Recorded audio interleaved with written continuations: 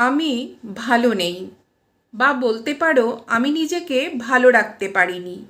তাই অন্য মানুষের ভালো দেখলে আমি সহ্য করতে পারি না। ভালো রাখতে গেলে আমার নিজের মধ্যে কিছু চিন্তা বা ভাবনা আনতে হবে। প্রথমেই ভাবতে হবে আমি কি হতে চাই বা কি করতে চাই।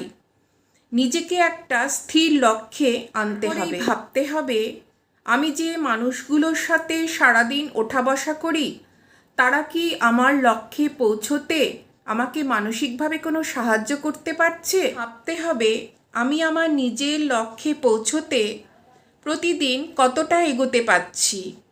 ভাবতে হবে আমি প্রতিদিন যে কাজগুলো করছি সেগুলো কি অন্য কাউকে খুশিতে রাখার জন্য করছি না নিজে খুশি থাকার জন্য করছি।